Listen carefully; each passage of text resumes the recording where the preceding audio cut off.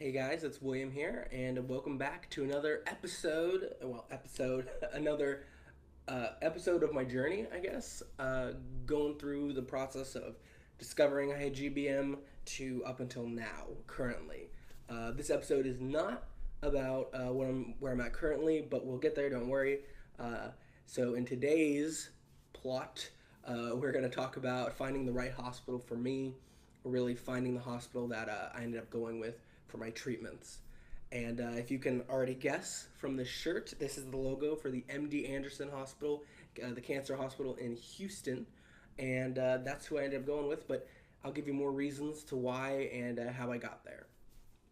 So we pick off where we last left off. If you remember in the last video, I said that I was diagnosed with GBM grade 4 and that the doctor said he would not recommend surgery because he says that the way they would go through in my brain, they would damage my speech most likely, and I would not be able to speak for the rest of my life and probably be like brain damaged to not even be have mobility.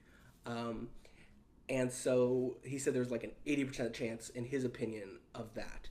So they recommended at that hospital, not MD Anderson, they recommended that I get the Optune helmet and just go from there with radiation as well and chemo. So that was really depressing to hear because not that I wanted surgery, but when you research GBM, they say chances of survival are much higher if surgery to remove the largest amount of the mass possible. Those chances are much better. It doesn't always mean it's perfect. Of course, there's always weird things that could happen, but the statistics show that just in the long run, that's for the best. And so to hear that my left frontal lobe, the area that they wanted to go through, would not be possible was a bummer. So we're like, all right, is this the only opinion? And the surgeon was like, no, no, definitely. Find a second opinion. He recommended MD Anderson, Duke, and maybe another two hospitals or so. And so we were like, okay, well, MD Anderson's still in Texas, where I'm from. Let's look at MD Anderson. That's in Houston. So we contacted some friends who had connections there. We were like, hey, let's see how soon we can get an appointment with them, while also going through the process at the current hospital we're at to see what they can do for us. And so we met with somebody at the current hospital. They were like, hey, uh, here's what you do. You're going to get radiation treatment. They explained how that worked. They said we're going to do the Optune helmet with you, which is where you put this little thing on your head. Hopefully, I can edit a picture, and if not, it just looks like a cap you put on your head, and then you have this big 20-pound backpack that you wear all day long. And you can only, I think, there's like maybe 2 hours during the day you don't have it on, max, I think. Other than that, you're leaving it on, and it's sending magnetic pulses to your brain, keeping the cancer from growing. And they said that's where they've seen the best results is with that Optune equipment. Sadly, that we would learn later on was not completely true, but we were like, hey, that's cool. We have this thing that freezes the cancer in the moment, and they seemed really positive about it. So that's awesome. The studies they showed us said that that was the best route, for GBM patients.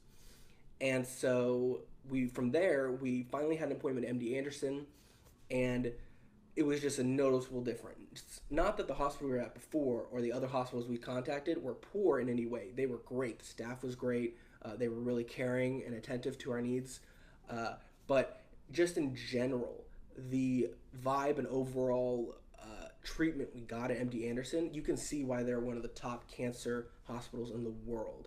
It was insane to just feel so comfortable at a place where this is all about cancer, but they understand that, and I think they really just get to it. A little side note, but not completely unrelated. Almost every person I talked to there enjoyed working there. Just a couple weeks ago, I had an MRI, and when I talked to the man, he said he's been working there, running the MRI machines for 19 years, and he knew from the first day of just interviewing with them and going on tours of the hospital that he wanted to work there. He said because the patients seemed nicer. He said the staff seemed nicer, and just overall, he liked the outlook and the general, treatments that were offered by MD Anderson. It was just so much better. And he's been working there for 19 years since.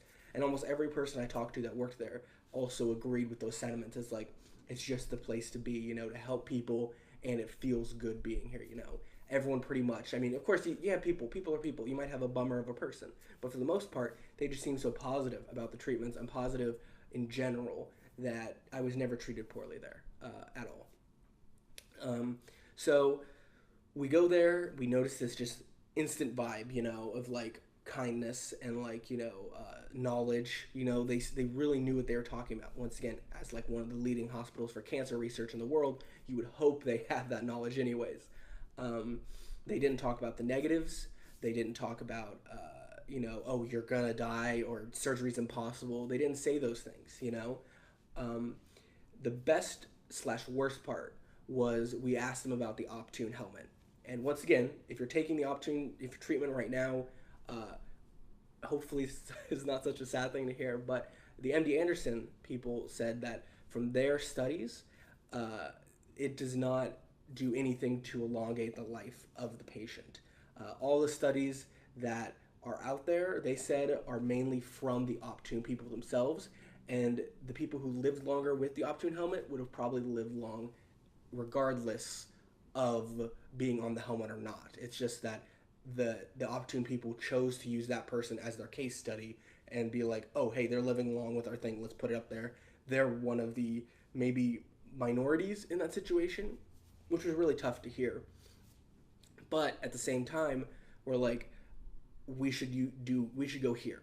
We should go here for our treatment because they're like, we have people who specifically work on your tumor. We have 10 technicians who specifically do GBM, specifically. If you go to any other treatment hospital, you might get one technician that works on that specific tumor, but here we have more people staffed that work on that specific tumor. Other places would just be, oh, here's the head. We'll generally know what we're doing in this area. They said, which isn't a bad option. It's just, why would you do that when you can go to somewhere that specifically has worked on that tumor and that tumor alone in terms of that treatment area? So I was like, that's amazing.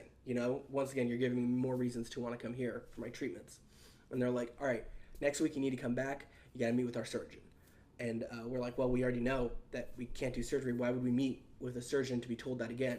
And the doctor in charge of my treatment was like, sorry, but that's just the way it is. You got to meet with them. They got to look over your scans and everything. So we come back next week. We were upset because we were kind of annoyed we had to drive 4 hours to get there, just to hear the same information. We're like, this sucks because he's just going to tell us we can't have surgery again. We walk in there. The surgeon is there with his head nurse. She probably has a much nicer title than that. I can't remember what the title was. But he's there and he's like explaining everything we already know about the cancer and everything. But he isn't saying that he can't do surgery yet. And I'm like, when are you going to get to that point? And then he says, so yes, I recommend surgery as soon as possible. And me and my parents are in the room, and we're like, wait, excuse me? What are you talking about? And I said, I have a question. The surgeon we talked to before, not at your hospital, but before, said that they could not go through and do that because they would damage my brain. And this surgeon, who's a little older, so you can tell he's been doing it for a while, and he just smiles a little bit, and he says, I'm guessing the person you talked to is younger. And I said, yes. And he's like, so, when you're younger and you haven't fully experienced, he started like giving excuses for this younger doctor, why they weren't able to see what he saw, but it seems kind of obvious what our surgeon, MD Anderson, saw after he explained it.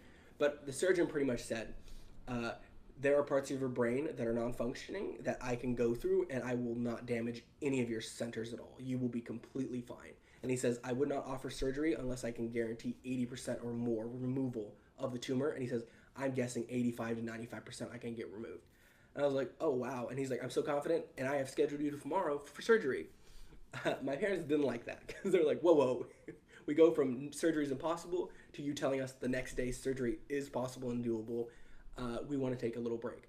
And so the next time they could get me in was 2 to 3 weeks, which was good. It worked out because a lot of family was flown in to see me. They were able to meet with me, have fun, we got to hang out before surgery, and so that was really nice because for me just to go into surgery next day would probably freaked out my entire family, and they said it wasn't such a rush. The surgeon even said, it is up to the patient to what we want to do. He's like, I can give you my opinions, but it really is up to you. And I was like, okay, then we'll wait the, 2 extra weeks, We looked up this doctor afterwards. He is incredible. people fly in from all over the world to have him do their surgeries personally. He's been doing this for years. He does lectures on these GBM itself, and in terms of cancer in general.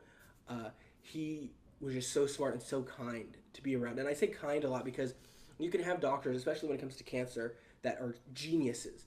But if they aren't great with the interpersonal stuff, it can feel kind of scary, because they're just telling you, oh, we removed the cancer. All right, great. See you next week, But like you can have someone who's like, we believe in this process and it's going to work out just fine. Don't worry. We've got your back, Stuff like that. You don't have to have a doctor that does that. But to have people at MD Anderson, everyone acting like that, it really makes you feel good. I have never left an appointment at MD Anderson feeling bad. And not in terms of like physical health, but like terms of personally. My family, my dad and mom were always so worried about all these appointments. And every appointment we would leave at the other hospital, they would always feel bummed out and depressed. Me too. But leaving MD Anderson, we just felt like reinvigorated. Oh, we have new information. This is positive. This is awesome. Even though this is a really serious disease, we have the best of the best working on it. And that really made us feel well. So, yeah, that's how we chose MD Anderson, pretty much. They were incredible. They are incredible. And I'm still going back to them for follow-up treatments and things like that. But yeah, definitely. In the next video, I'll talk to you about my surgery in general, side effects afterwards, all that stuff, how it went. And you can even still see my scar a little bit, so I'll probably talk about that. And then, of course, later we'll talk about chemotherapy and all those things. But I want to keep these videos short enough so you can just, like, if you're looking for specific information about these things, you can digest each of these videos separately. Because you're like, hey, I don't care how you're diagnosed, I just care about your surgery. And so, yeah. I will say, though, that surgery was a success, and I had 90% removed of my tumor. I'm probably going to mention that in every video. But 99% of the tumor was removed within surgery. So that's just incredible. But yeah, thank you guys so much for watching. I'm going to awkwardly lean over here to turn off the camera, but that's always fun.